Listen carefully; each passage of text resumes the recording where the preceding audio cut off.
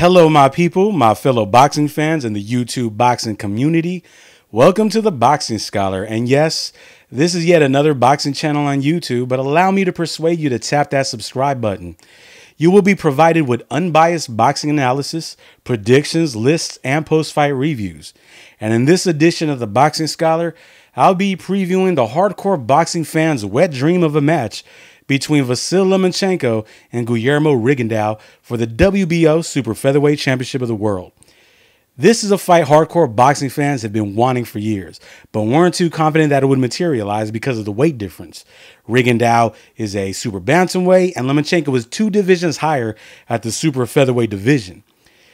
Now, you casual boxing fans out there probably haven't heard of these two fighters before, so if you have a friend that is really into boxing, I recommend you ask him about this fight.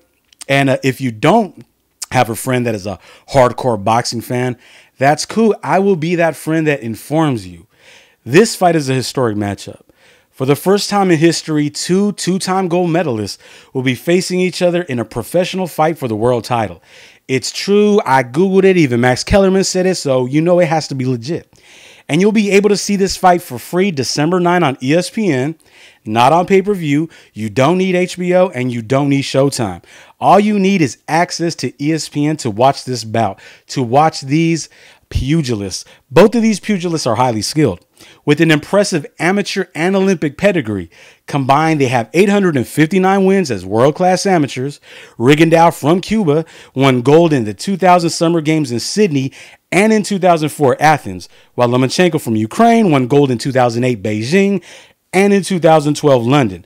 Both these guys are legit. Now, let's take a look at what Guillermo El Chacal Rigondeaux brings to the showdown.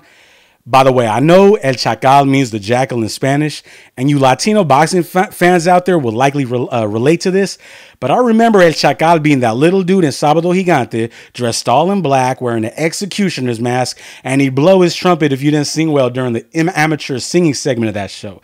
That little dude was creepy. He was like El Cucuy's henchman. All right, let's move back to the boxing. Rigondeaux is a boxing savant. He's from that Cuban amateur system, which has spawned many great boxing gold medalists in the past and will continue to do so in the future. Now, Rigo's style is that of an elite sniper in a reconnaissance mission, sitting on a perch while it's cold, steam coming out of his breath, patiently waiting for that perfect opportunity to pull that trigger. He's very economical with his punches. He's precise, efficient, has a great sense of distance and range, and his defense looks effortless. Now, there's quite a few fans out there that think that his style is boring. He's too defensive. And when he's schooling an opponent, each passing round can start looking the same. And I get that. I understand. But personally, I enjoy watching him box. He displays a very high level of skill.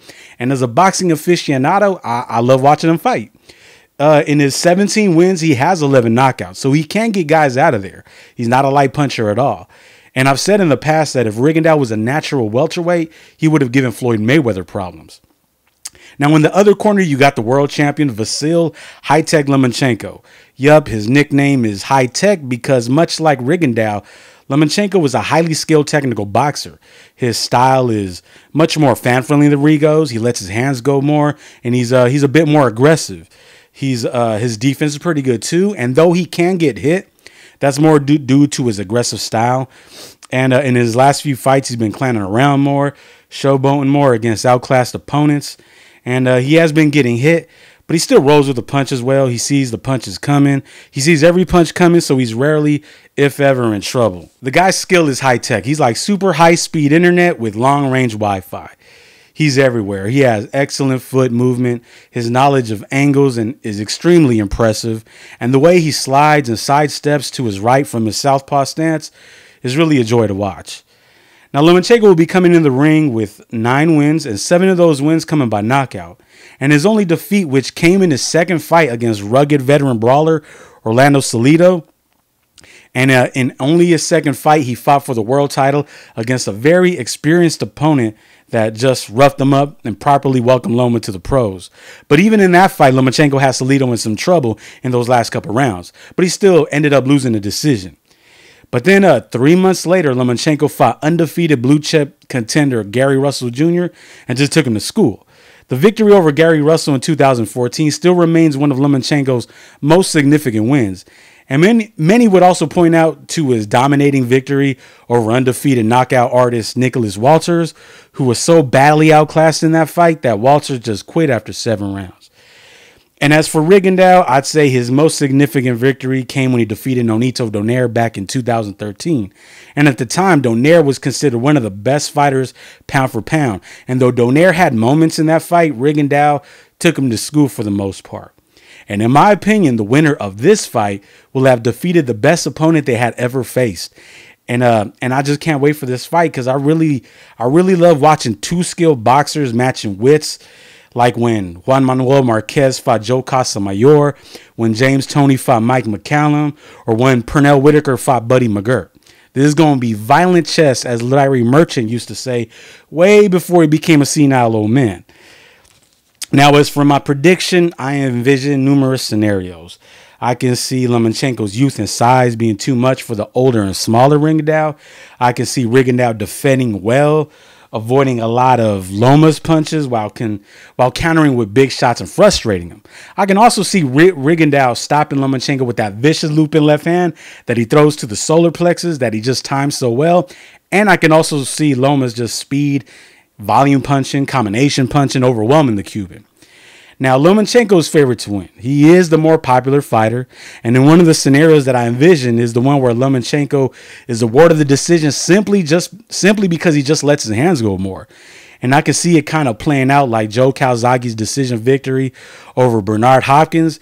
And though Calzaghe didn't really land that many clean and effective shots, he just let his hands go way more. And the judges do from time to time award effort and aggression, whether it's effective or not. So as for my pick, I am picking the upset on this one. I'm picking the upset on this one, guys. I am picking Guillermo El Chacal Rigondeaux to win this fight by a very close decision by the judges. Now, for a while, I've been thinking Lomachenko is just too young and too fast, but I'm going against the grain. I think Rigo is going to make Loma miss a lot of punches and counter him with clean and effective shots, countering him with that clean, accurate left hand that he throws. Now, whether or not the judges award quality over quantity will entirely be up to them. All right, my people, my fellow boxing scholars, go ahead and leave a comment, share your thoughts, subscribe, and I'll see you all after this bout, and we'll see if I'm right or not. And if I'm not, you guys can go ahead and comment and let me know how wrong I was. All right, so see you next time. Adios. Goodbye.